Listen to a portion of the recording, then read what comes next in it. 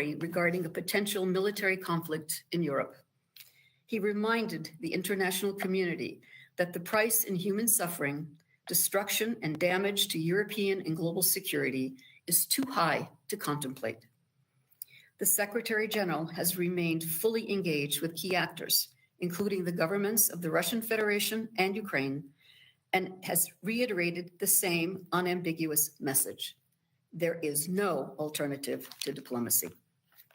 It's incumbent on all member states to fully respect the key principles of the United Nations Charter, to settle disputes by peaceful means, and to refrain from the threat or use of force against the territorial integrity or political independence of any state. In this regard, let me restate the commitment of the United Nations to the sovereignty, independence, and territorial integrity of Ukraine within its internationally recognized borders, as called for in GA resolutions. The recent diplomatic contacts, including between heads of state, are welcome. But more needs to be done urgently, including tangible steps on the ground and an end to inflammatory rhetoric to diffuse tensions. Mr. President, as we have done throughout the 8 years of the conflict, the United Nations continues to stand with the people of Ukraine. The UN country team in Ukraine remains fully operational. Our humanitarian colleagues are committed to providing assistance in accordance with the humanitarian principles of neutrality, impartiality, humanity, and independence. This includes, for example, 3 humanitarian convoys that delivered over 140 metric tons of life-saving assistance across the contact line since the start of 2022, benefiting thousands of people in need. It's imperative that safe and unimpeded access by humanitarian actors is respected by all sides under any circumstances. Amid the current tensions, we should not lose sight of the existing dire humanitarian needs impacting 2.9 million people, with the majority living in non-government controlled areas of eastern Ukraine. Donor support has allowed us to provide aid to over 1.5 million people during the first 9 months of 2021, the highest level since 2017. This critical achievement must be sustained amid the increasing severity of humanitarian needs.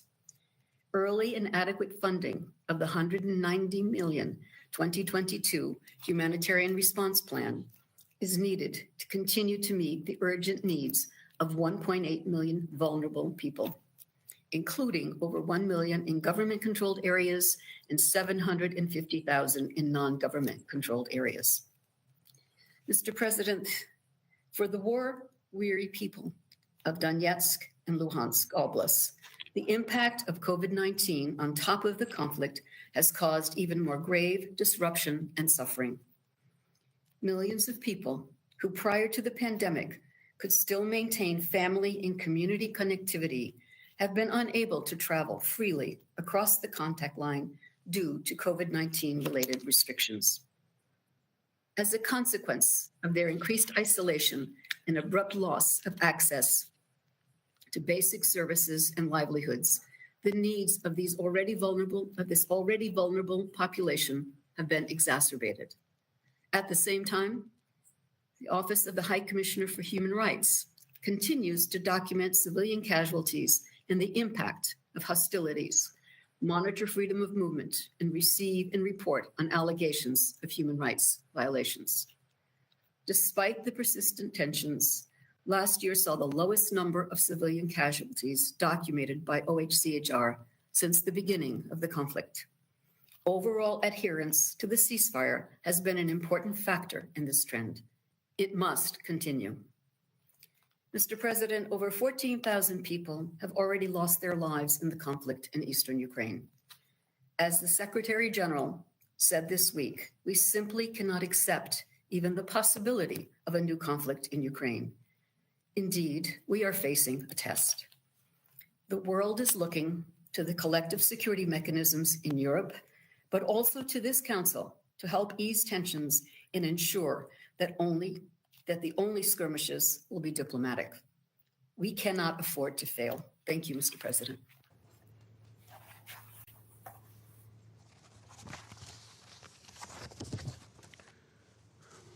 Я благодарю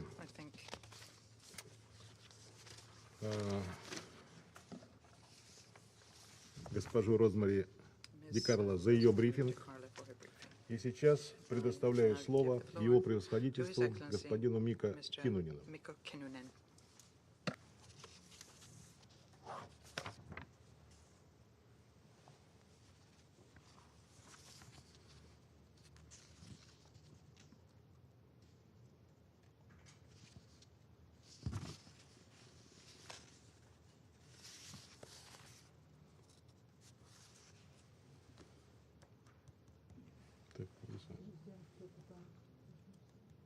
The TCG supports implementation of the settlement provided by the Minsk agreements. However, in times like these, it is impossible to address the Donbas issue without paying attention to the bigger context, which is the tense security situation around Ukraine and in the region, as well as the intensive high-level diplomacy. Arguably, this bigger context has a strong interlinkage with the work of the Trilateral Contact Group. This argument is based on views according to which finding a solution to the main task of the TCG, implementation of the Minsk agreements, could help in solving many of the issues of the bigger picture. However, presently, positions of the participants to the discussions of the TCG are too far from each other.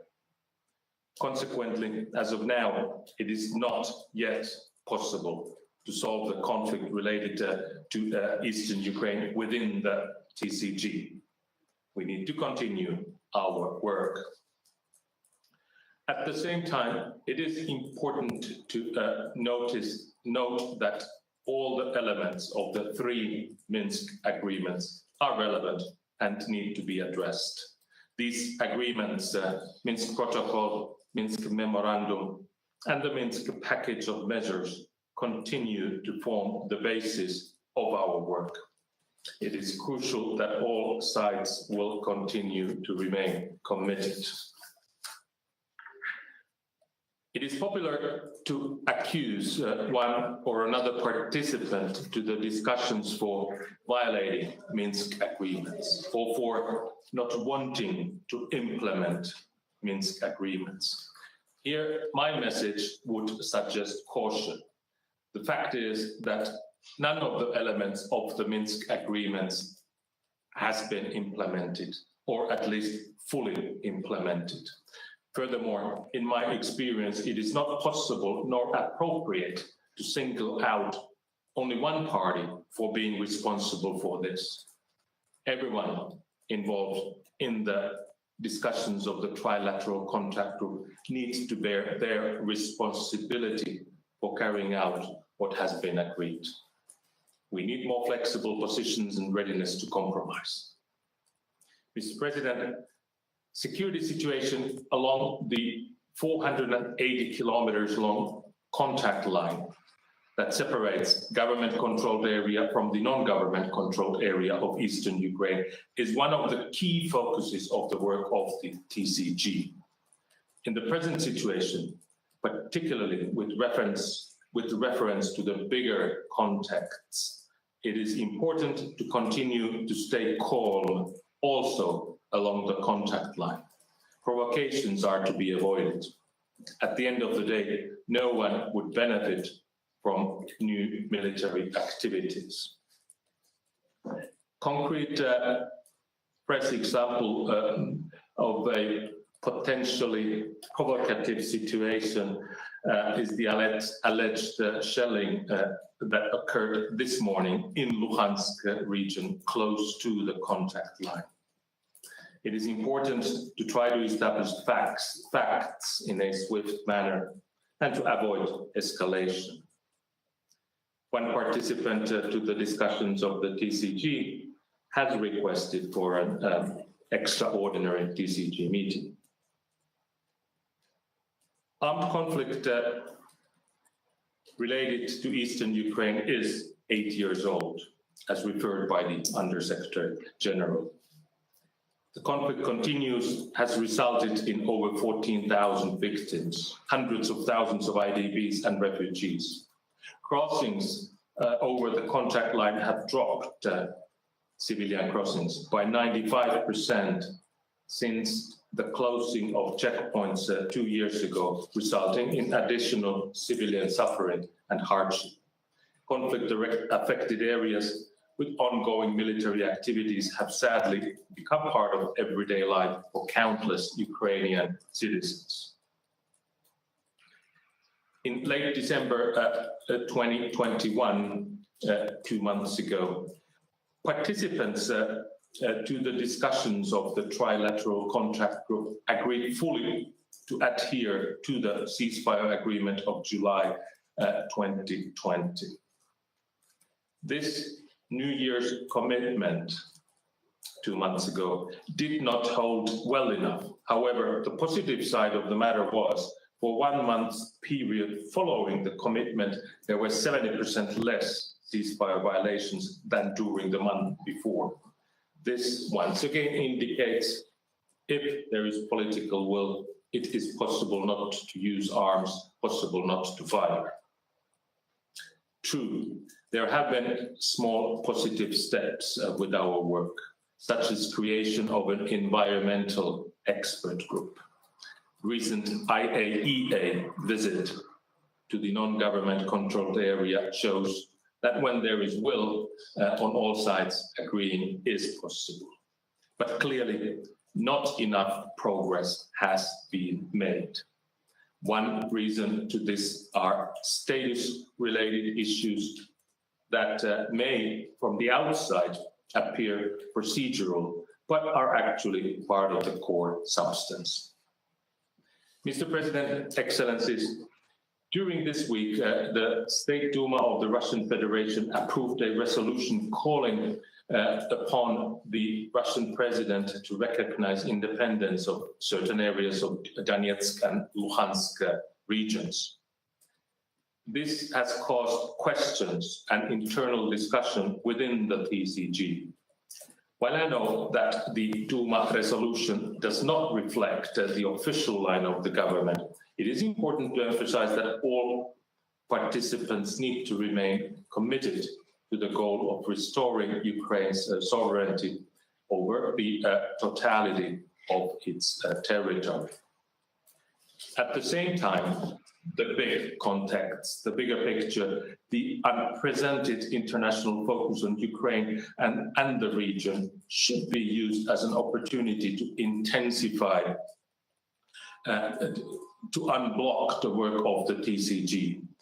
I'm grateful for the recent high-level contacts between the leaders of the Normandy 4, as well as the 2 meetings of the Normandy 4 political advisors, and, for example, of the OSCE chairman in office discussions in Kiev and Moscow during the past days. These all could give new impetus to unblock TCG's work. They could, for example, to give us an opportunity to have and focus, to have substantial discussions on certain concrete draft laws at the very heart of the Minsk agreements. Finally, TCG has now met in video format in online meetings almost for 2 years. Meetings in video format lack drive and confidentiality. For several reasons, they do not offer possibilities for genuine negotiations and interaction. My goal remains to return to face-to-face meetings of our unique platform that does bring together Ukraine, Russia, the OSCE, as well as representatives of certain areas of Donetsk and Luhansk regions. Thank you, Mr. President. Я благодарю его превосходительство господина Кинунина за его брифинг. И сейчас я представляю слово его превосходительству господину Ешару Халиту Чевику.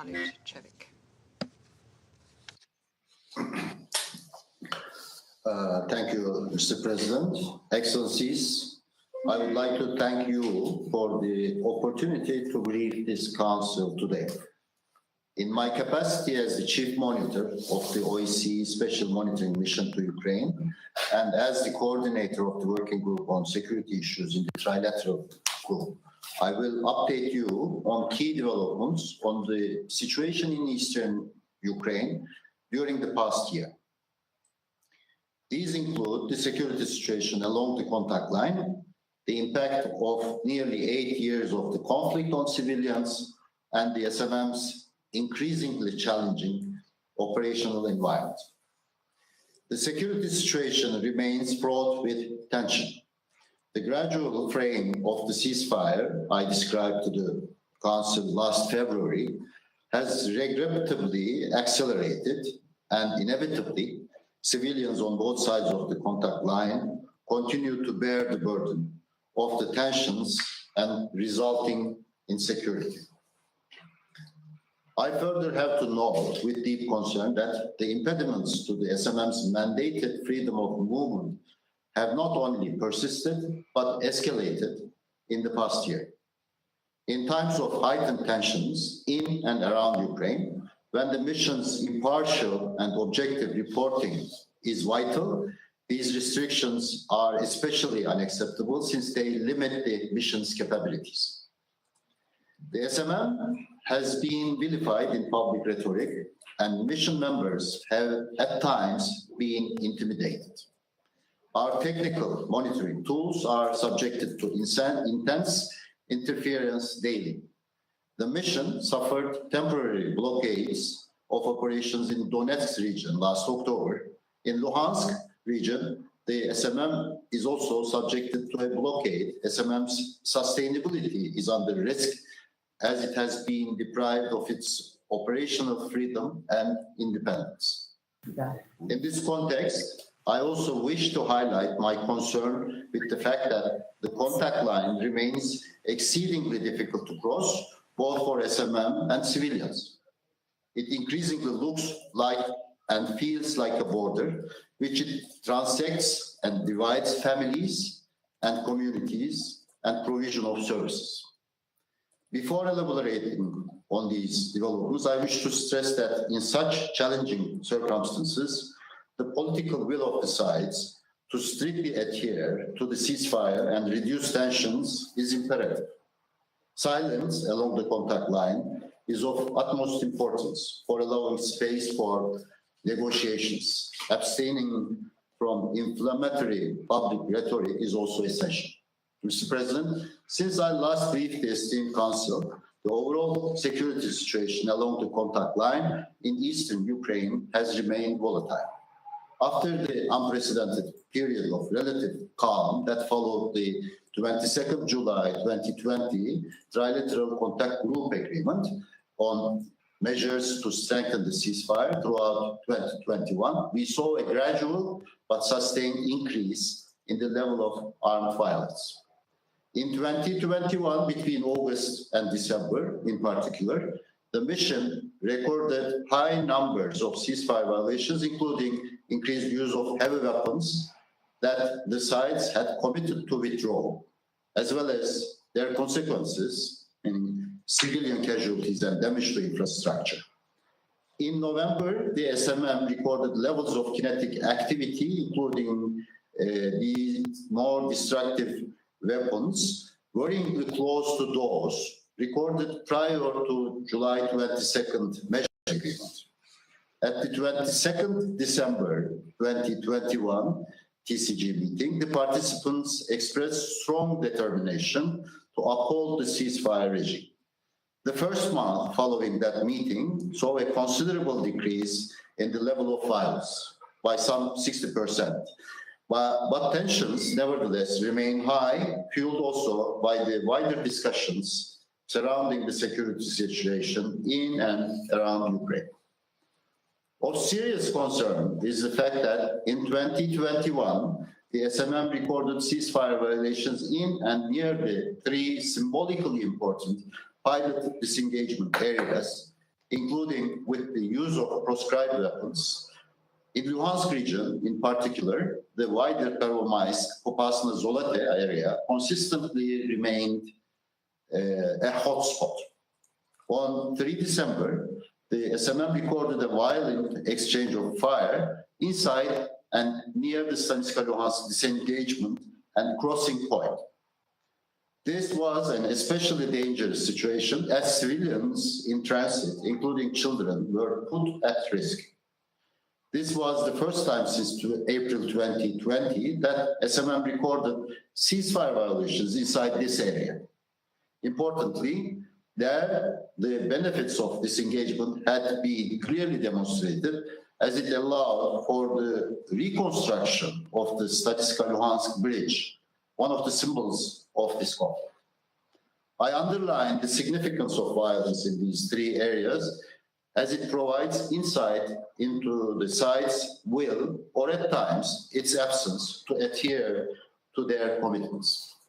In this context, I also wish to share my deep concern over the side's holding of live fire exercises inside the security zone throughout 2021 and since the start of 2022. These ceasefire violations deserve our particular attention as they violate both the comprehensive ceasefire regime and the specific TCG decision of 3 March 2016 prohibiting the conduct of such exercises. Last month, they were approximately 10% of all ceasefire violations recorded by de-escalation. Since the beginning of 2022, the mission is already recording, on average, twice as many ceasefire violations per day as it did over the same period in 2021, when the side's adherence to the ceasefire had already started fraying. As I noted, the increasing levels of violence with the use of heavy weapons inevitably led to a rise in the number of corroborated civilian casualties due to shelling and small arms fire. In 2021, the SMM corroborated more civilian casualties due to shelling and small arms fire, 48, than those caused by mines and other explosive objects. Nearly 60% of the corroborated civilian casualties as a result of shelling and small arms fire, as well as nearly 70% of all cases of damage to civilian objects and the infrastructure sites were recorded between October and November last year. Other violations of commitments undertaken by the sides have also continued. The SMM recorded new trench extensions and improvements to positions, the presence of heavy weapons and military-type positions in residential areas, and the increased use of non-SMM unmanned aerial vehicles. As a last point on this issue, it is worth mentioning that violations occur on either side of the contact line. Mr. President, regrettably, discussions in the working group on security issues have been at an impasse for the past year. In principle agreements reached in 2020 on 19 demining areas, an updated mine action plan, 4 new disengagement areas, and a draft addendum to clarify some aspects of the framework decision on disengagement have not been actioned. The security-related conclusions of the 2019 Normandy 4 Paris Summit require new political impetus to be translated into tangible progress. Since April 2021, participants have been discussing a draft addendum to the 22nd July measures agreement, but common ground has yet to be found. As I underlined last year, such mechanism would facilitate the escalation, address the persistent issue of impunity, and contribute to building confidence on the ground. It will demonstrate the side's political will to act in line with their commitments. Mr. President, I wish to underline that the communities along the contact line are deeply traumatized by living in constant danger and uncertainty. I already mentioned the 48 casualties caused by small arms fire or shelling. In 2021, the SMM corroborated another 43 cases of people injured or killed by mines, unexploded ordnance, and other explosive devices.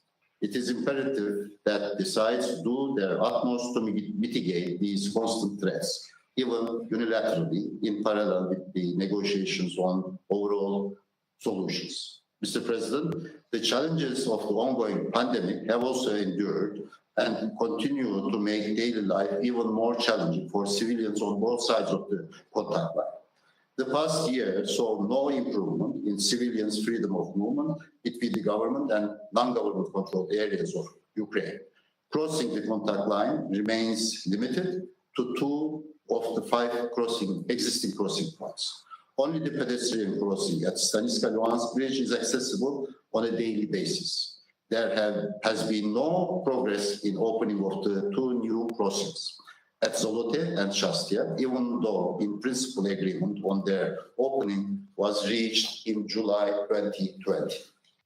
Even as some of the pandemic-related restrictions were eased last year, official data shows that crossings in 2021 remain a mere 5% of the pre-pandemic levels. These are not just statistics, they represent the elderly who can no longer access their pensions, as well as the young who are losing out on educational and economic opportunities.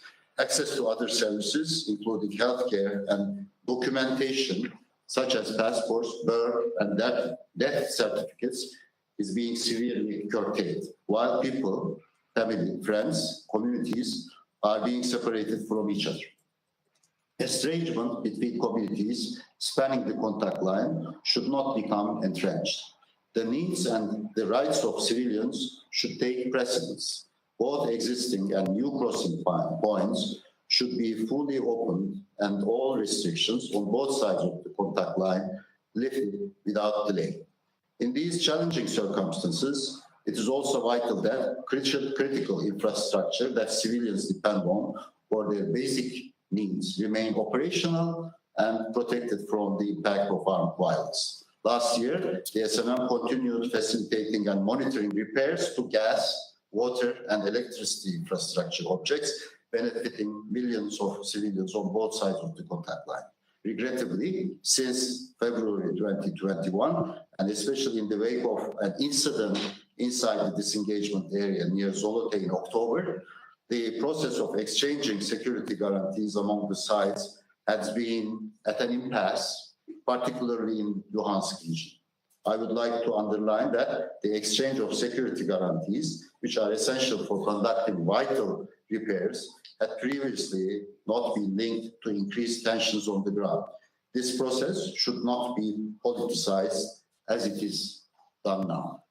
Mr. President, reviewing these challenges, it appears to me that there has never been a greater need for impartial and objective monitoring delivered by SMM. The sides also recognize the importance of the mission's work. Their reactions to the temporary relocation of some mission members last weekend clearly indicated that.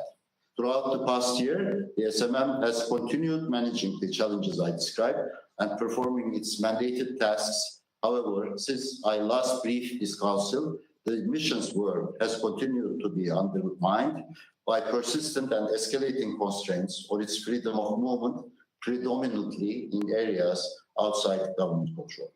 I need to underline that freedom of movement is what makes monitoring as foreseen in the mandate. It is essential for enabling the SMM to serve as an impartial eye and ear of the international community in Ukraine. I wish to recall that this freedom of movement is a shrine in the mission's mandate as well as in Minsk agreements. In 2021, some 91% of all freedom of movement restrictions experienced by SMM took place in non-government controlled areas. The past year saw missions movements across the contact line increasingly denied, delayed, and conditioned. These impediments continued to undermine the SMM's operational unity and threaten the sustainability of its work in non-government controlled areas. Impediments to SMM's use of technical monitoring tools have also continued on both sides of the contact line. Instances of gunfire assessed as targeting SMM's unmanned aerial vehicles almost doubled. The intensity of GPS signal interference in 2021 reached unusually high levels. The degradation of our aerial environment in 2021 particularly affected the SMM's long-range waveways. This platform is the only one that can monitor the full length of the contact line and the areas near the border outside government control 24/7 basis. However, over 80% of the flights encountered interference. Mr. President, the past year has been difficult on many levels. At a time of heightened tensions on the ground and in public rhetoric, it is imperative for the signatories of the Minsk agreements to adhere to all their commitments, first and foremost among them, to strictly adhere to ceasefire regime. Political impasse and increased violence reinforce one another. I hope that the recent resumption of the Normandy 4 consultations and other confidence-building efforts under the auspices of the OSCE will provide much-needed political impetus to relieve tensions in the region and for conflict resolution process to move forward. The restoration of SMM's freedom of movement is meanwhile paramount in order that the mission can do its job. The SMM should be actively supported by the sites in installing new cameras and opening long-planned forward patrol bases. The SMM should again be able to cross the contact line without arbitrary condition and denials. Its unimpeded and unconditional access through the contact line, especially in Luhansk region, must be restored without delay. Attempts to vilify the mission by public accusing it of bias should also come to an end. The impasse in exchange of security guarantees among the sides also requires urgent resolution all along the contact line. The capacity on the ground exists, the will to use it needs to be strengthened and be guided solely by the needs of the long-suffering civilians. The SMM remains available to facilitate constructive efforts in this regard. Mr.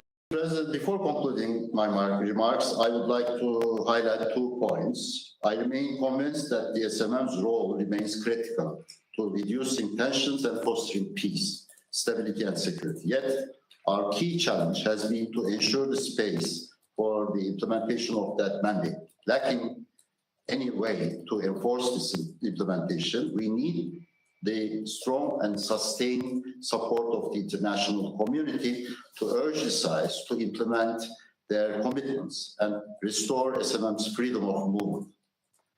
Where there is a political will, there is a way, and I remember particularly the reconstruction of the Stanitska-Luhansk bridge after so many years and the encouraging periods of quiet that briefly followed the July 22nd measures agreement. Progress is possible. I'm also compelled to highlight the continuing plight of civilians. I have described the death and injury caused by continued exchanges of fire and by mines. However, allow me to also note that with the contact line nearly completely sealed for 2 years already, people-to-people contacts have been greatly disrupted and communities, even families, have been divided due to no fault of their own.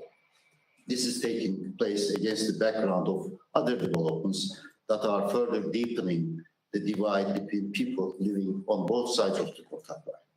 The political challenges of this 8-year conflict should not eclipse the human cost. I implore the signatories of the Minsk agreements to be mindful of these costs and redouble their efforts.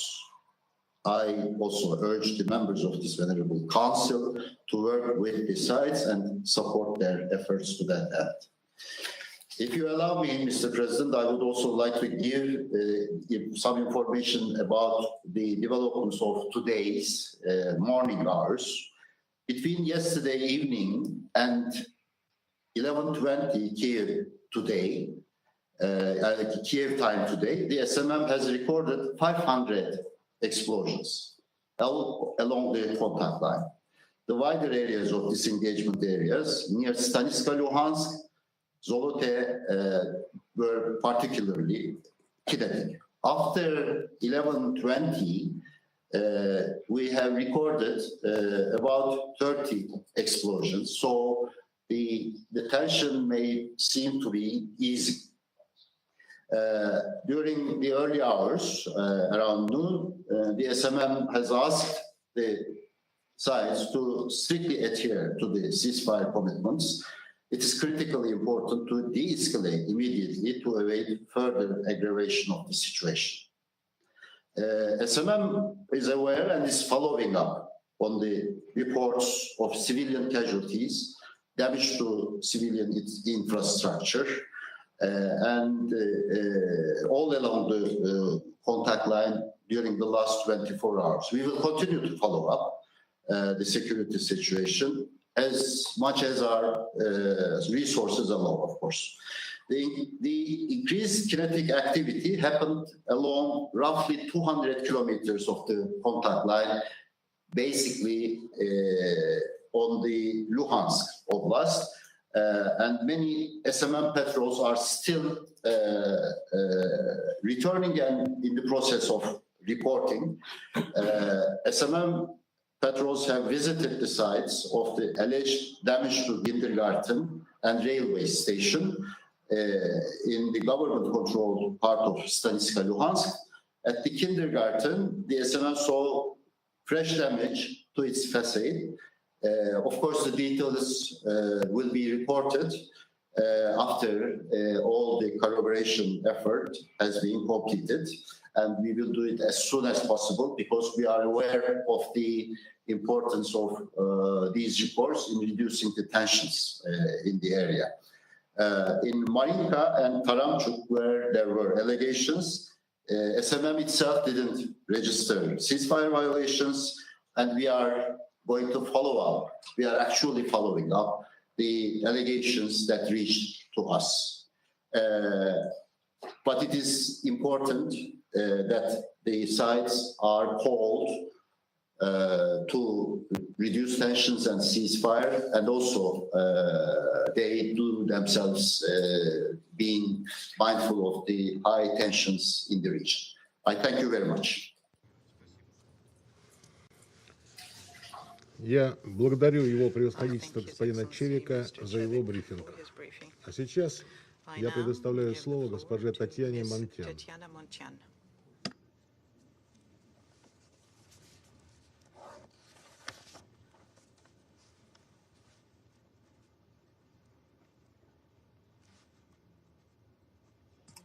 Thank you, ma'am. Hello, ma'am. This is the technician. Can you please unmute your microphone?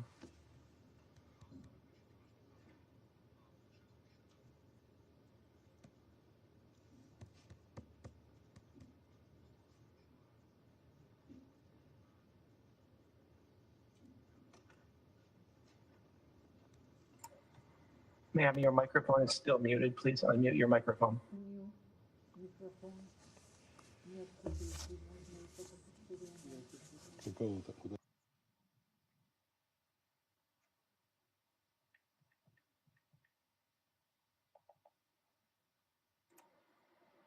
Слышно?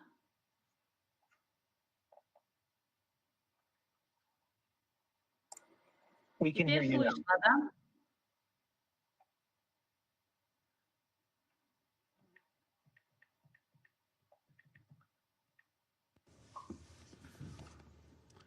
Еще раз добрый день, дамы и господа. Надеюсь, теперь меня слышно. Я внимательно прослушала все, что говорили ораторы до меня. И хочу вам сказать, что я абсолютно уверена, что вы все прекрасно знаете, что никогда киевские власти не собирались выполнять ни первые Минские Минские соглашения, ни тем более вторые. Для них это был просто перерыв для того, чтобы сказать: да, мы выполним. А за это время Запад накачает нас оружием, укрепит наши вооруженные силы, и мы надеемся, что через некоторое время мы попробуем отбить мятежные республики силой.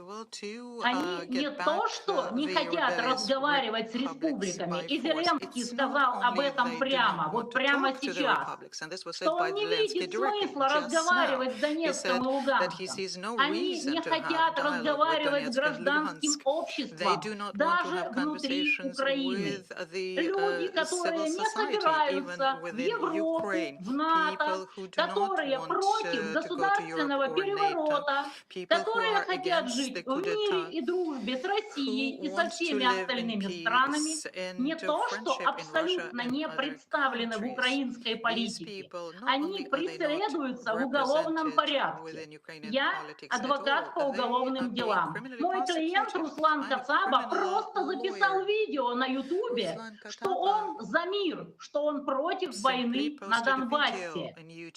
И с 2015 года его за это судят за государственную измену. Когда я лично поехала на Донбасс к одному из полевых командиров, ныне покойному Алексею Мозговому, чтобы забрать пленного из ВСУ, меня внесли на сайт «Миротворец», где находится огромное количество людей, вся вина которых только в том, что они за мир. Они против Майдана, против госпереворота, против НАТО и против Европы. И вы хотите мне сказать, что люди, которые судят простых обывателей за лайк в социальных сетях, скажем, гербу Советского Союза, недавно было такое дело, люди, которые закрыли все абсолютно оппозиционные каналы, которые преследуют всех оппозиционных политиков, они будут разговаривать с Донецком и Луганском. Абсолютно понятно, что это невозможно в принципе. Это как вещество и антивещество. Они взаимно аннигилируются. Казалось бы, в чем проблема? В течение 5 лет дать особый статус. Но они не будут это делать, потому что они пресекают в Украине абсолютно любое инакомыслие.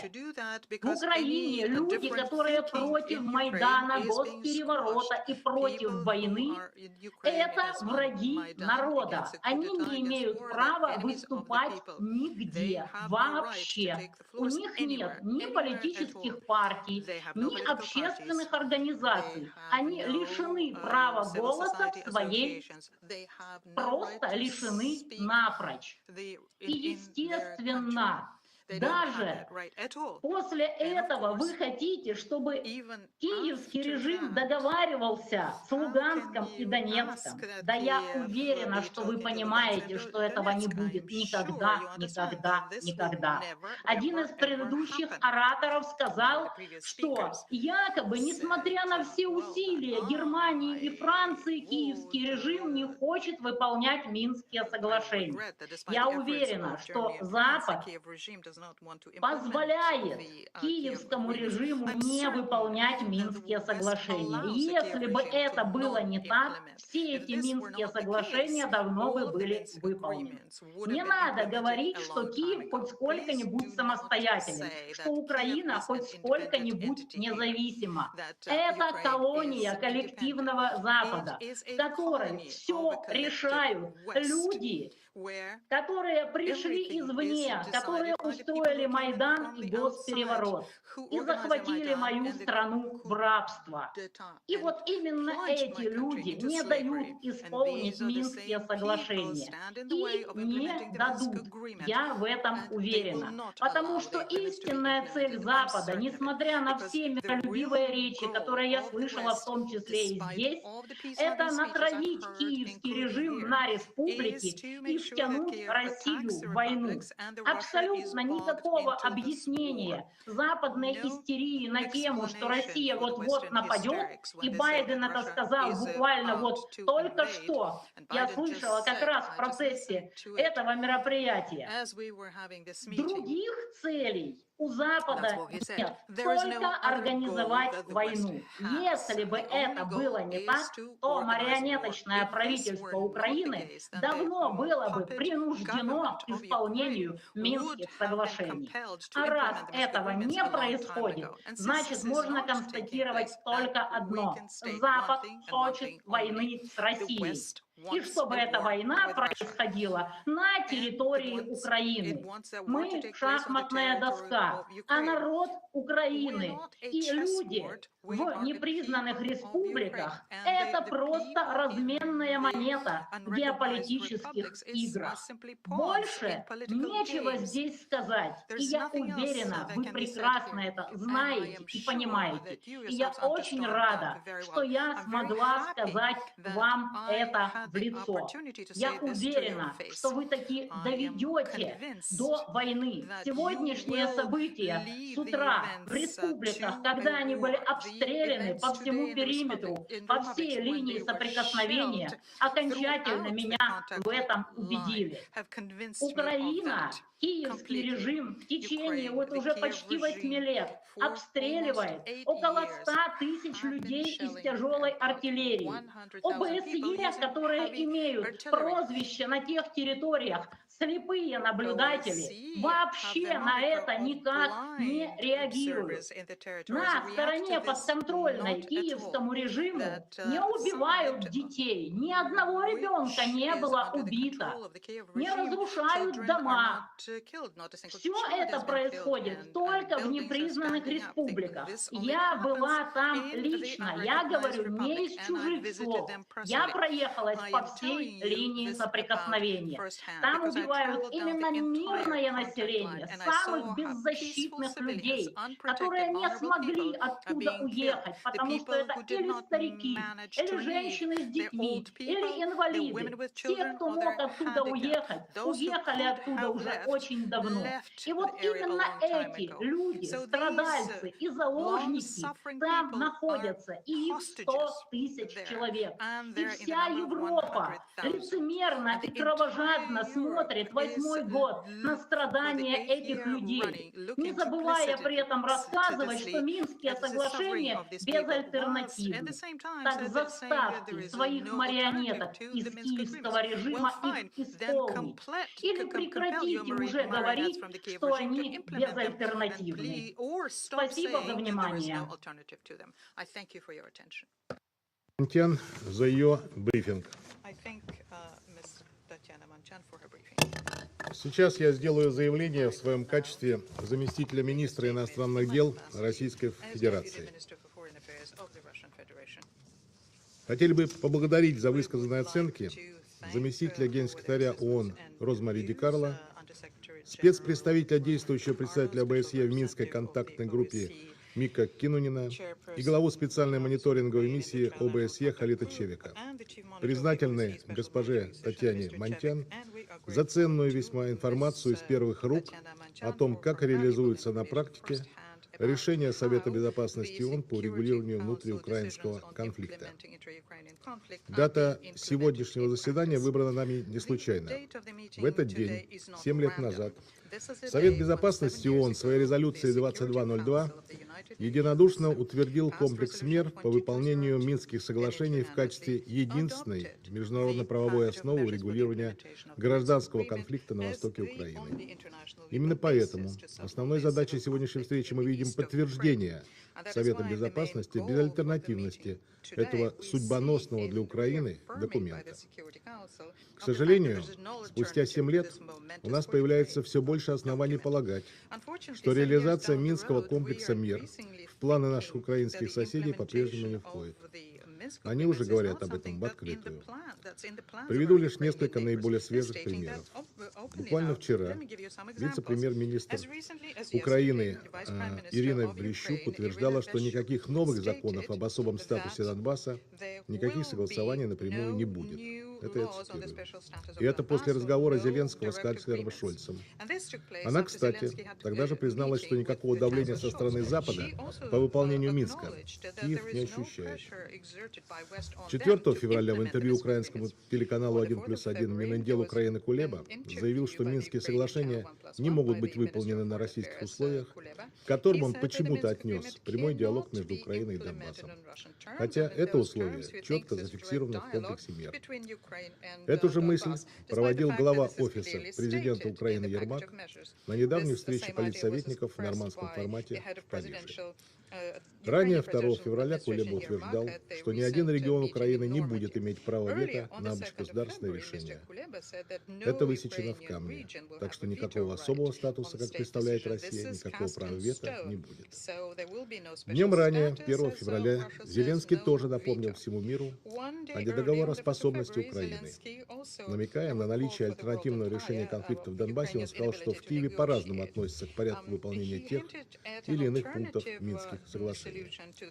31 января в интервью агентству Associated Press секретарь Совета национальной безопасности и обороны Украины Данилов заявил о том, что выполнение Минских соглашений означает разрушение страны. Когда они были подписаны под дулом русских пушек, а немцы и французы смотрели, всем разумным людям уже было ясно, что реализовать эти документы невозможно. Конец цитаты. Украинские политики последовательно пытаются укоренить на Западе мнение о том, что Минские соглашения противоречат интересам Украины.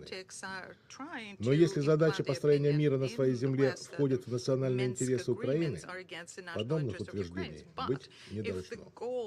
Другая распространенная отговорка подобного рода о том, что якобы некие свои обязательства по Минским соглашениям не выполняет Россия. Не исключаю, что подобные утверждения мы услышим и сегодня. При этом очевидно, что для такой постановки вопроса нет никаких оснований, так как упоминание России в тексте Минских соглашений приведу только одно мнение на этот счет, причем не кого-либо, а бывшего судьи Конституционного суда Украины Виктора Шишкина, который недавно предложил открыть уголовные дела против причастных к подписанию Минских соглашений Леонида Кучмы и Петра Порошенко. Последний обвиняется в том, что, цитирую, «Минск предусматривает 20 обязательств для Украины, 6 для ОБСЕ, 2 для Донбасса и ни одного для России». Конец цитаты. Уважаемые коллеги, позвольте мне еще раз кратко напомнить содержание документа, которому посвящено наше сегодняшнее заседание. Перечислю его по пунктам, порядок выполнения которых четко прописан и не может быть изменен. Первое – прекращение огня. Второе – отвод вооружений. Третье – мониторинг ОБСЕ. Четвертое – начало диалога Киева с Донбассом. Пятое – амнистия. Шестое – обмен удерживаемыми лицами. Седьмое – гуманитарный доступ. Восьмое – отмена экономической блокады. Девятое – передача Киеву контроля над границей, если выполнен пункт 11. Десятое – вывод иностранных формирований наемников. 11. Новая конституция, закрепляющая особый статус Донбасса. 12. Согласование порядка проведения выборов. И 13. Интенсификация работы контактной группы в Минске. Спустя 7 лет очевидно, ни одно из положений комплекса мер Украиной полноценно не выполнено. Начиная с первого пункта прекращения огня. Корень проблемы – систематическое нежелание Киева вступать в прямой диалог с полномочными представителями Донецка и Луганска в контактной группе. Это при том, что такой диалог прямо предусматривается пунктами 4, 9, 11 и 12 этого документа.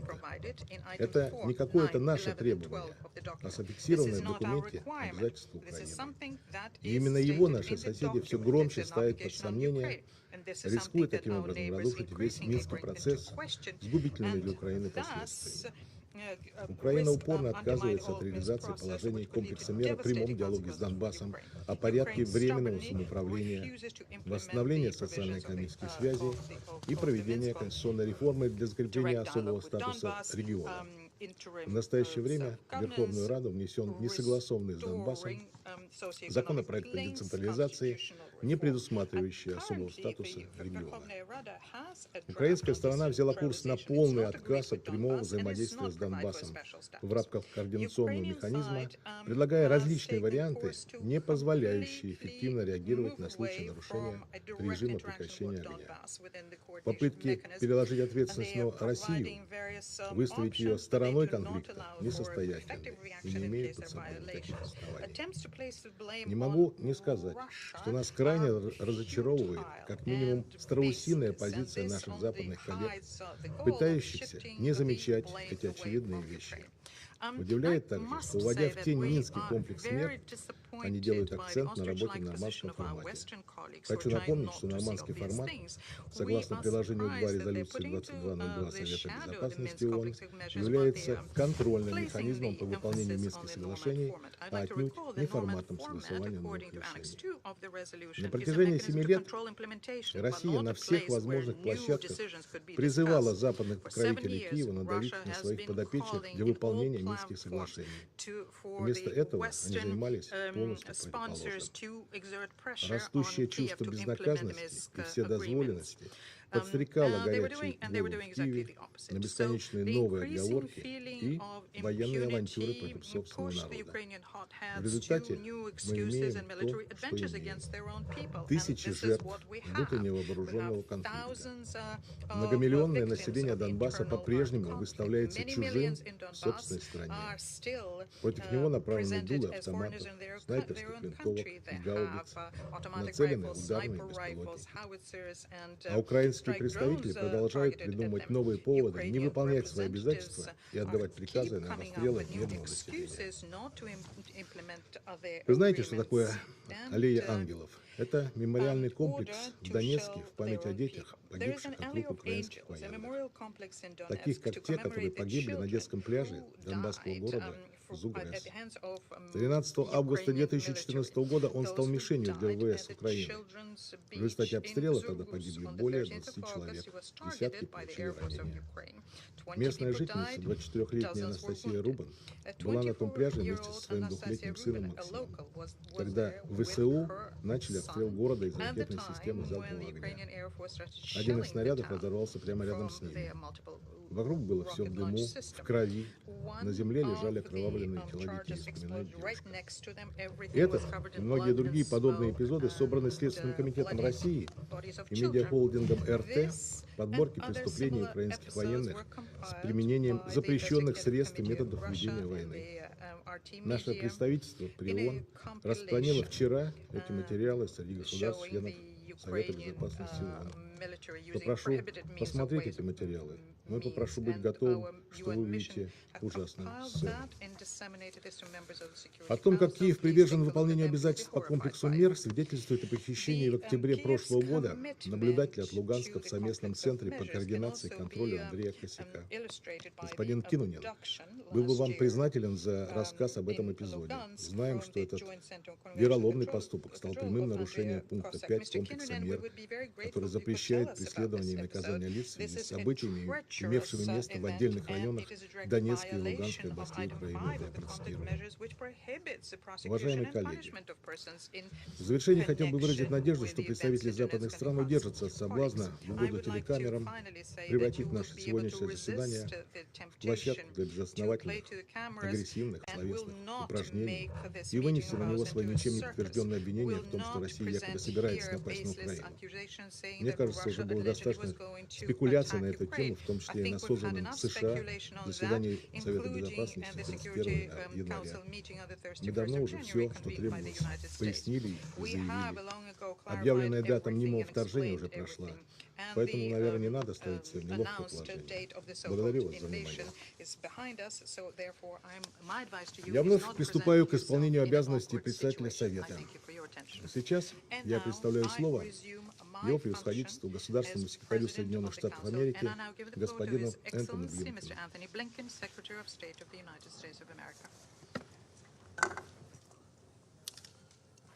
Mr. President, this council was convened today to discuss the implementation of the Minsk agreements, a goal that we all share despite Russia's persistent violations.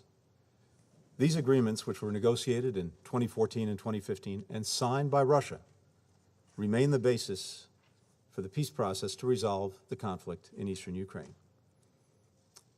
This Council's primary responsibility, the very reason for its creation, is the preservation of peace and security. As we meet today, the most immediate threat to peace and security is Russia's looming aggression against Ukraine. The stakes go far beyond Ukraine.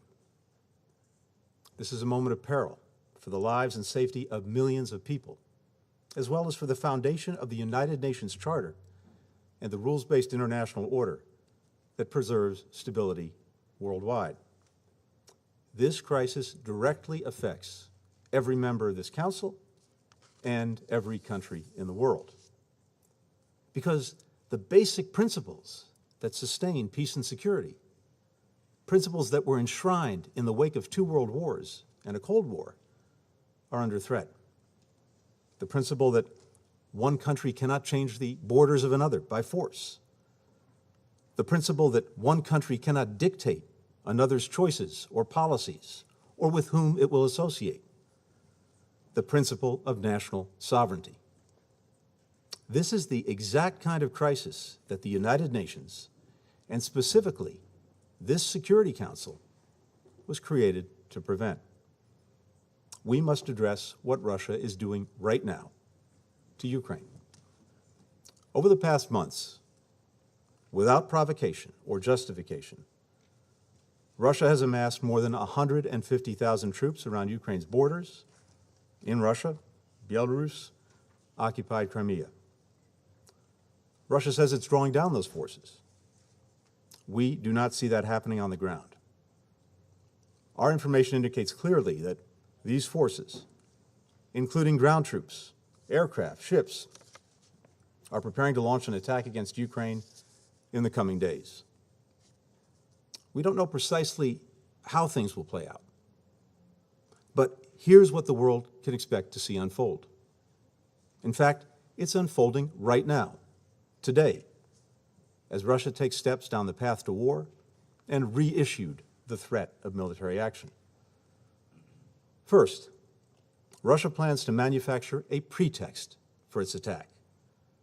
This could be a violent event that Russia will blame on Ukraine, or an outrageous accusation that Russia will level against the Ukrainian government. We don't know exactly the form it will take. It could be a fabricated so-called terrorist bombing inside Russia, the invented discovery of a mass grave, a staged drone strike against civilians, or a fake, even a real, attack using chemical weapons. Russia may describe this event as ethnic cleansing or a genocide, making a mockery of a concept that we in this chamber do not take lightly, nor do I take lightly, based on my family history. In the past few days, Russian media has already begun to spread some of these false alarms and claims to maximize public outrage, to lay the groundwork for an invented justification for war. Today, that drumbeat is only intensified in Russia's state-controlled media. We've heard some of these basic allegations from Russian-backed speakers here today.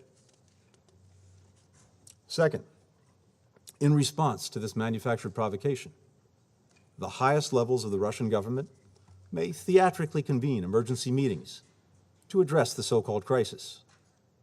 The government will issue proclamations declaring that Russia must respond to defend Russian citizens or ethnic Russians in Ukraine. Next, the attack is planned to begin. Russian missiles and bombs will drop across Ukraine. Communications will be jammed. Cyber attacks will shut down key Ukrainian institutions. After that, Russian tanks and soldiers will advance on key targets that have already been identified and mapped out in detailed plans. We believe these targets include Ukraine's capital, Kyiv, a city of 2.8 million people. And conventional attacks are not all that Russia plans to inflict upon the people of Ukraine. We have information that indicates Russia will target specific groups of Ukrainians, We've been warning the Ukrainian government of all that is coming. And here today, we are laying it out in great detail with the hope that by sharing what we know with the world, we can influence Russia to abandon the path of war and choose a different path while there's still time. Now, I'm mindful that some have called into question our information, recalling previous instances where intelligence ultimately did not bear out. But let me be clear. I am here today not to start a war, but to prevent one. The information I presented here is validated by what we've seen unfolding in plain sight before our eyes for months. And remember that while Russia has repeatedly derided our warnings and alarms as melodrama and nonsense, they have been steadily amassing more than 150,000 troops on Ukraine's borders, as well as the capabilities to conduct a massive military assault. It isn't just us seeing this. Allies and partners see the same thing. And Russia hasn't only been hearing from us. The international chorus has grown louder and louder. If Russia doesn't invade Ukraine, then we will be relieved that Russia changed course and proved our predictions wrong. That would be a far better outcome than the course we're currently on. And we'll gladly accept any criticism that anyone directs at us. As President Biden said, this would be a war of choice. And if Russia makes that choice, we've been clear, along with allies and partners, that our response will be sharp and decisive. President Biden reiterated that forcefully earlier this week. There's another choice Russia can still make if there's any truth to its claim that it's committed to diplomacy. Diplomacy is the only responsible way to resolve this crisis. An essential part of this is through implementation of the Minsk agreements, the subject of our session today.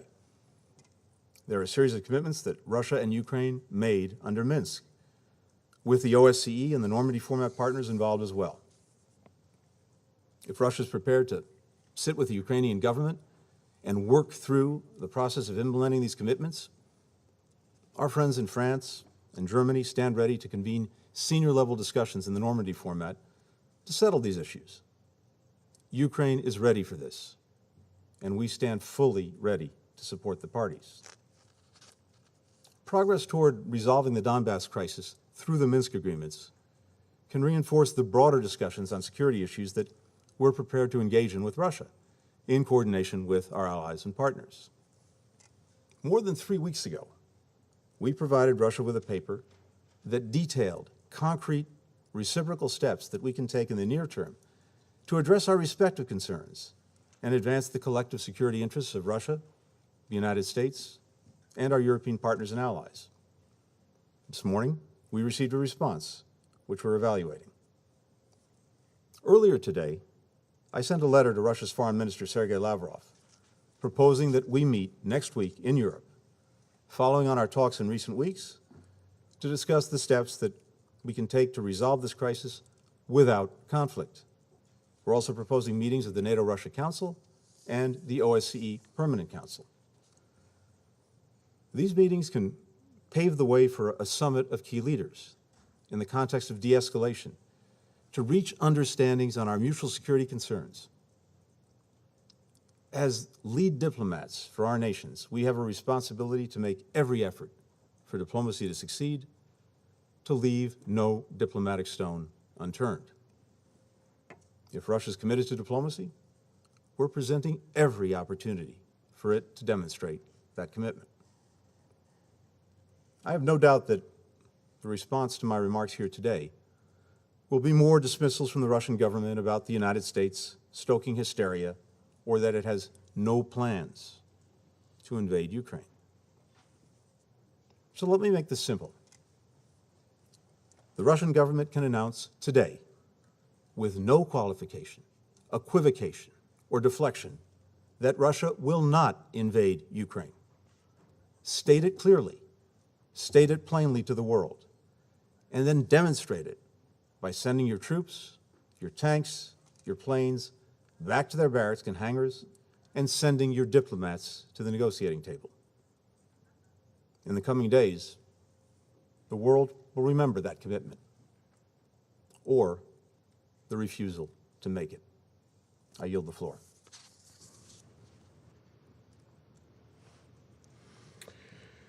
Я благодарю I thank его His превосходительство Excellency, государственного секретаря США Антони Блинкена Secretary of State of the и United States, приглашаю, Mr. предоставляю Blinken, слово его and превосходительству I now государственному give министру the по делам floor Европы и Северной Америки, to Соединенного Minister Королевства of State for Великобритании и Europe and North Северной Ирландии, America of the United господину Kingdom of Great Джеймсу Britain and Клеверли. Northern Ireland, Mr. James Cleverly. I thank you, and I thank the briefers for the information they've given today. The United Nations, the OSCE, and the mandate of the OSCE Special Monitoring Mission continue to command our full support. The rights of all Ukrainian, whether they are in Kyiv, Lviv, Donetsk, Luhansk, can only be served by peace, diplomacy, and dialogue. I want to make absolutely clear the United Kingdom's support for the implementation of the Minsk agreements as endorsed by the UN Security Council Resolution 2202. That resolution reaffirmed the Security Council's full respect for the sovereignty, independence, and territorial integrity of Ukraine.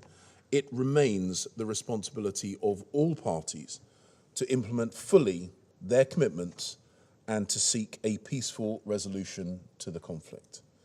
In this respect, we condemn the actions taken by the Russian Duma to propose the Russian president recognize the regions of Luhansk and Donetsk as independent. This would directly undermine the Minsk agreements and must be rejected by the Russian authorities in line with the commitments that they have made. We welcome all efforts to support the process and to avoid escalation, including the role of the OSCE and the Normandy format. This remains our long-standing position. Mr. President, let us remind ourselves of the context for the Minsk agreements and the situation in which Ukraine finds itself today. In March 2014, Russia invaded and illegally annexed Crimea in flagrant violation of international law. A few weeks later, in April, Russia instigated a conflict in the Donbass, which it continues to fuel today. More than 14,000 people have lost their lives in the fighting there. Now, today, the Ukrainian people are yet again living under the threat of invasion, with well over 130,000 Russian troops, heavy weaponry, and military vessels amassed and exercising on their northern, eastern, and southern borders, from Belarus to the Black Sea. Let us say clearly what the whole world can see. Russia has deployed the forces necessary to invade Ukraine and now has them readied for action. In the past days, we have heard Russian claims that some units are returning to barracks. It is, however, all too clear that the opposite is in fact true, and the Russian military build-up continues. Russia will say that it has the right to move its forces within its own territory, but no one has the right to threaten the use of force. Russia is patently failing to live up to the international commitments that it has made around military transparency by refusing to adequately explain its military build-up or provide the necessary transparency to build trust and to de-escalate the situation. If the Kremlin is serious about a diplomatic resolution, then it needs to show up to the diplomatic meetings and commit to meaningful OSCE talks, including via Chapter 3 of the OSCE Vienna document. They did not show up on Wednesday, and they do not intend to show up on Friday. Russia's actions are clearly designed to intimidate, to threaten, and to destabilize Ukraine. We know it, they know it, and the international community knows it. Mr. President, Russia called this meeting today to discuss Resolution 2202. That text is very clear on 2 points that reflect the core tenets of the Charter emphasized by the United Nations Secretary General when he addressed this situation only a few days ago. One, that resolving the situation in eastern regions of Ukraine can only be achieved by peaceful means. And two, that there must be full respect for the sovereignty, independence, and territorial integrity of Ukraine. Yet, we are seeing increasing disinformation about events in the Donbass that are straight out of the Kremlin playbook, a blatant attempt by the Russian government to fabricate a pretext for the invasion of Ukraine. It is therefore clear that we are at a critical juncture to prevent further escalation. Upholding the core tenets of the Charter in respect of peaceful resolution and respecting sovereignty and territorial integrity has never been more important. Russia must now engage with the diplomatic process we have built up over several decades and on which global security depends, and resolve this situation through peaceful means. If Russia chooses to launch an attack at this time of heightened tension, using disinformation of a pretext, it will show that Russia was never serious about diplomatic engagement. Any Russian invasion now would be a conflict of choice for President Putin and an abdication of Russia's responsibility under the UN Charter to refrain from the use of force and to maintain international peace and security. There should be no doubt that any further Russian incursion into Ukraine would be a massive strategic mistake and a humanitarian disaster that will be met with strength, including significant coordinated sanctions. And we will continue to call out the pattern of deception and disinformation from the Russian state. But if Russia is serious about the Charter and its role as a permanent member of this Council, it should give the Minsk agreements the chance to be implemented, free from coercion. It should engage seriously with diplomacy, and it should stand down all of its troops. There is still time to change path. Conflict can be avoided, and we urge Russia to match its words with actions, to withdraw its troops, to engage meaningfully in talks, and to act in the best interest of peace and security and stability in Europe. I thank you. Я благодарю его превосходительство господина Клеверли за его заявление и предоставляю слово представителю Норвегии.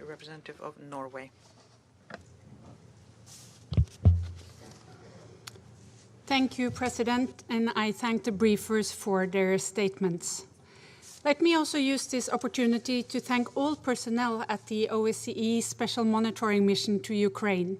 They contribute on a daily basis to reducing tensions and fostering peace, stability, and security on the ground. The threatening security situation in and around Ukraine is alarming.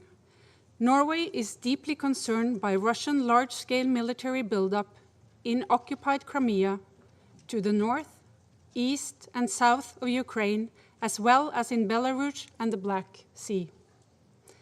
The alleged reports of increased shelling are disturbing. They must not be used as a pretext for any military action. Norway calls on Russia to de-escalate and to engage in dialogue, constructively and in good faith, through established international mechanisms. It remains a major obstacle that Russia falsely seeks to portray the conflict in eastern Ukraine as an internal Ukrainian conflict. The reality is that Russia has fueled the conflict by providing financial and military support to the armed formations it backs. President, Norway expresses strong concern regarding the resolution of the Russian State Duma calling for the recognition of the self-proclaimed People's Republics of Donetsk and Luhansk. We warn against such a step, which would constitute a further violation of Ukraine's sovereignty and territorial integrity and directly contradict the spirit and the letter of the Minsk agreements. Norway supports the negotiations in the Normandy format and in the trilateral contact group aimed at ending the conflict through a political settlement and implementation of the Minsk agreements.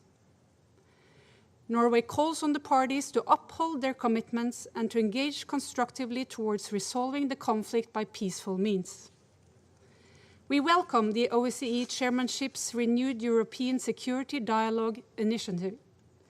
We encourage Russia to engage in this format. We also urge Russia to respect its commitments under the Vienna document and contribute to a constructive dialogue and exchange under Chapter 3. Norway upholds a European security order based on international law and national sovereignty and territorial integrity. These principles have repeatedly been invoked by Russia in Council discussions. Norway calls on Russia to respect these principles when it comes to Ukraine. President, through threatening posture and rhetoric and unrealistic demands, Russia is challenging European security. Every country has the right to freely choose its security alignment. We cannot allow the established security architecture to be replaced by spheres of influence. We're concerned that the ceasefire in Donbass from July 2020 has become increasingly fragile. We call on the parties to seek a durable ceasefire and do their utmost to prevent civilian casualties. The humanitarian situation is severe after 8 years of conflict. Civilians are increasingly losing access to essential life-saving services as civilian infrastructure is damaged and destroyed. Any escalation of the conflict would lead to devastating humanitarian consequences. Let me conclude by reiterating Norway's unwavering support for Ukraine's sovereignty and territorial integrity within its international recognized borders in accordance with the principles and purposes of the UN Charter. This includes the Crimean Peninsula and its territorial waters. I thank you. Я благодарю представителя Норвегии за сделанное заявление и сейчас предоставляю слово представителю Бразилии.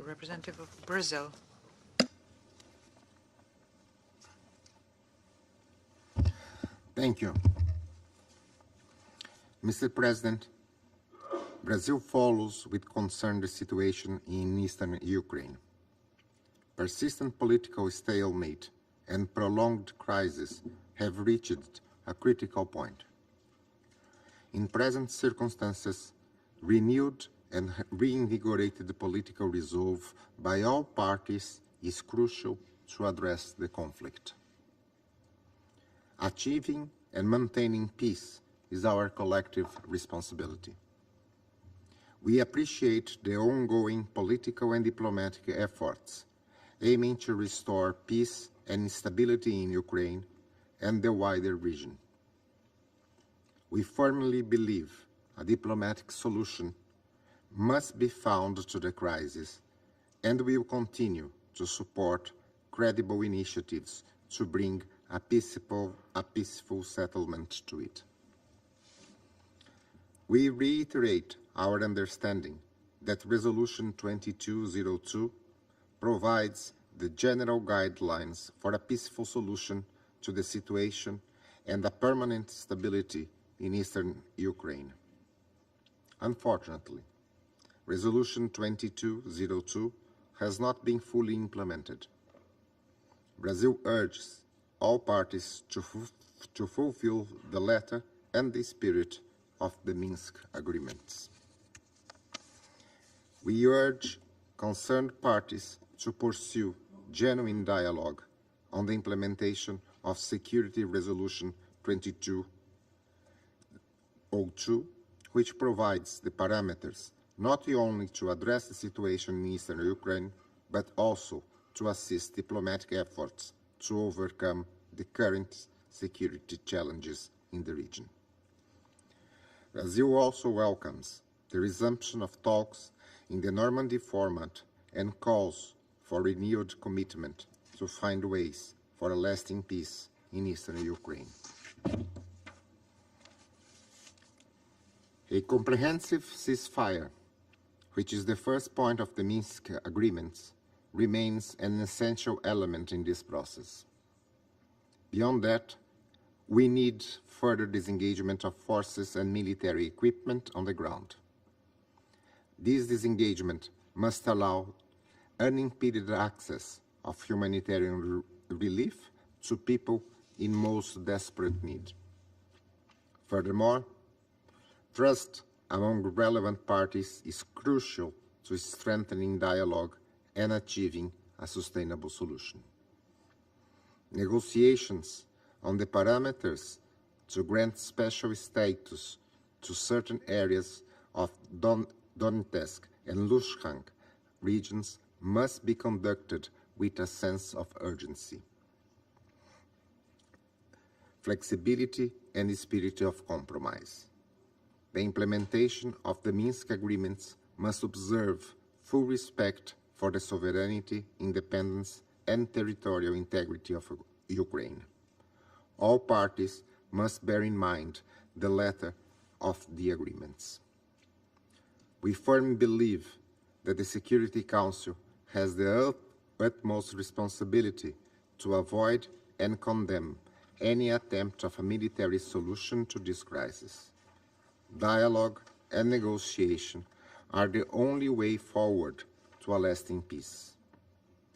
We urge all parties to take the necessary measures to de-escalate tensions and play a constructive role in reaching a political settlement to the Ukrainian crisis in accordance with international law, particularly the UN Charter. I thank you. Я благодарю представителя Бразилии за сделанное заявление и предоставляю слово представителю Ирландии. Thank you very much, Mr. President, and I also want to say a special thank you to Under-Secretary General De Carlo and to Ambassadors Kinnunen and Cevic today for their helpful and informative briefings. And I'd like to also recognise the presence of high-level participants at this Council this morning, Mr. President.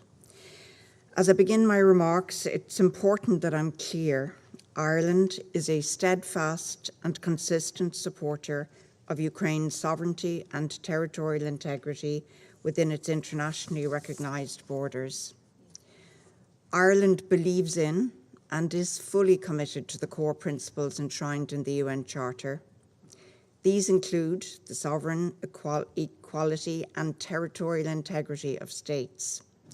Ukraine has the same fundamental right as every other sovereign and independent state to choose its own foreign policy and to ensure the security and defence of its territory. That is a right we hold to be self-evident. It's the right that Ireland struggled to obtain.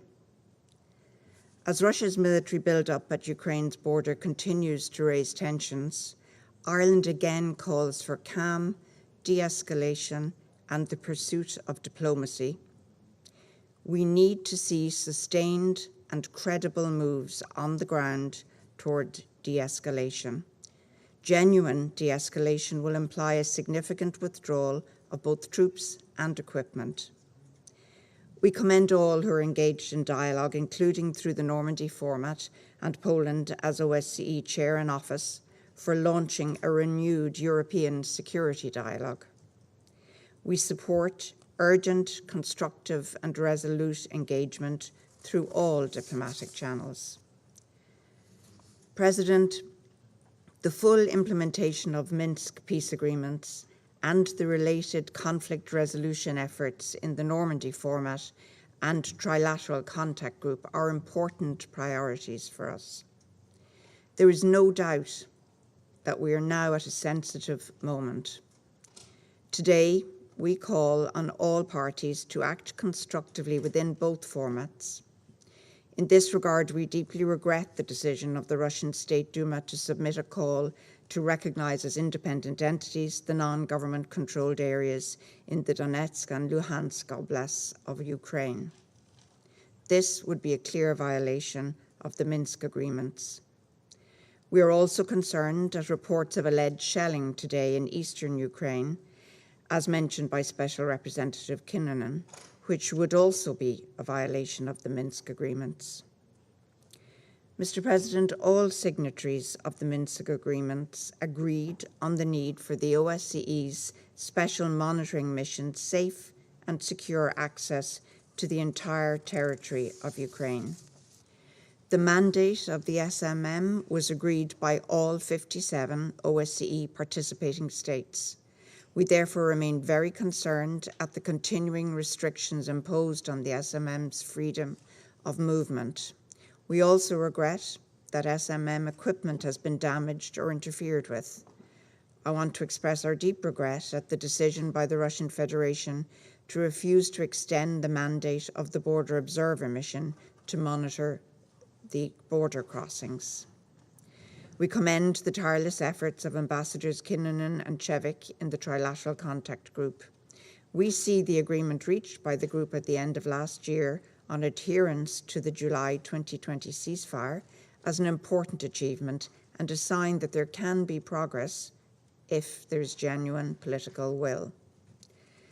President, Eastern Ukraine has already endured 8 years of conflict, resulting in humanitarian disaster, serious human rights violations, and abuses as reported by the OHCHR.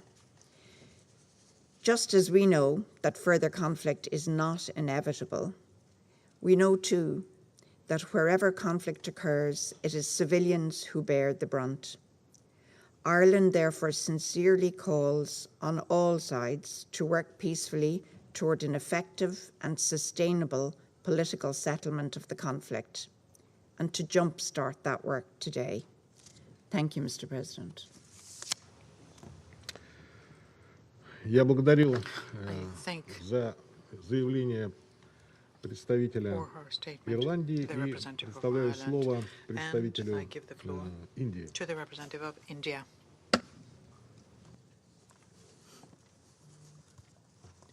Thank you, Mr. President.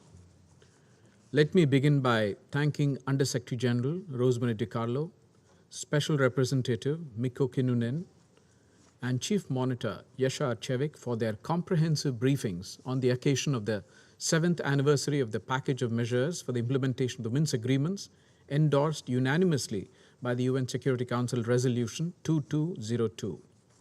I also welcome Ms. Tatiana Montian to our meeting. We welcome the efforts underway for implementation of the Minsk agreements, including through the Trilateral Contact Group and under the Normandy format. We believe that Minsk agreements provides a basis for a negotiated and peaceful settlement of the situation in eastern Ukraine. Accordingly, we urge all parties to continue to engage through all possible diplomatic channels and keep working towards the full implementation of the Minsk agreements. We also believe that meetings under the Normandy format will further facilitate the implementation of the provisions of the Minsk agreements, including its key security and political aspects. In this context, we welcome the recent meetings of the political advisors of the Normandy format countries in Paris and Berlin. We also welcome the unconditional observance of the July 2020 ceasefire, the reaffirmation of Minsk agreements as the basis of work under the Normandy format, and the commitment of all sides to reduce disagreements on the way forward. Any steps that increase tension may best be avoided by all sides in the larger interest of securing international peace and security. Quiet and constructive diplomacy is the need of the hour. India has been in touch with all concerned parties. It is our considered view that the issue can only be resolved through diplomatic dialogue. India's interest is in finding a solution that can provide for immediate de-escalation of tensions, taking into account the legitimate security interests of all countries and aim towards securing long-term peace and stability in the region and beyond. More than 20,000 Indian students and nationals live and study in different parts of Ukraine, including in its border areas. The well-being of Indian nationals is a priority to us. In conclusion, we reiterate our call for the peaceful resolution of the situation by sincere and sustained diplomatic efforts to ensure that concerns of all sides are amicably resolved through constructive dialogue. I thank you. Я благодарю представителя Индии за сделанное заявление и предоставляю слово представителю Кении. Thank you, Mr. President. We thank the Under-Secretary General for Political and Peacebuilding Affairs, the Special Representative of the Organization for Security and Cooperation in Europe, and the OSCE Special Monitoring Mission Chief Monitor for their briefings. Kenya cannot contemplate the continued insecurity in eastern Ukraine and the impact it can have on broader security in Europe. Global security is intertwined. Instability in Europe, beyond threatening lives and economies, also disrupts the ability of this important region to play a constructive role in solving the most pressing challenges globally. Insufficient progress in the implementation of the Minsk agreements has been realized since 2014, and that needs to change. Kenya wants to offer 3 brief recommendations. In doing so, we hope that they will contribute to a renewed push by all relevant stakeholders to stabilize a situation that, left to escalate, threatens the very foundations of global stability and the Security Council's ability to fulfill its mandate in multiple conflict situations. First, Kenya maintains that the respect for the territorial integrity and sovereignty of all countries by all states is a cornerstone of global peace. If multilateralism is to be reborn into a system that delivers sustained peace to all, the most powerful states must consistently adhere to international law and to the respect of the sovereignty and territorial integrity of all countries in all regions at all times. We therefore strongly urge all actors to respect the peace, security, sovereignty, and territorial integrity of Ukraine. The people of Ukraine deserve inclusive governance, peace, and a vibrant economy, which are all deeply dependent on regional stability and cooperation. Second, as we indicated on the 31st of January in this chamber, we believe that this standoff is imminently solvable. Major military powers, particularly those represented in the Security Council, must make a specific and sustained effort to reach arrangements that deliver a minimum level of deconfliction and mutual respect. Otherwise, third countries and global peace and security will suffer greatly as a result of their confrontations. Third, Kenya reiterates the obligations of all the parties to fully implement their commitments in accordance with the Minsk agreements, which provide the most promising roadmap for the peaceful settlement of the current hostilities, including in eastern Ukraine. All parties must take responsibility and reflect that responsibility in a new willingness to agree to compromise. Kenya welcomes the Normandy Format Advisors meeting held earlier this month and the follow-up meeting, which is scheduled for next month, on implementing the Minsk Accords and the consensus reached at the Group Leaders Summit in Paris in December 2019. We commend the diplomatic leaders of the Russian Federation and the United States and their partners and allies for showing a willingness to meet in the coming days to make further progress. Thank you. Благодарю представителя Кении за сделанное заявление и предоставляю слово представителю Объединенных Арабских Эмиратов.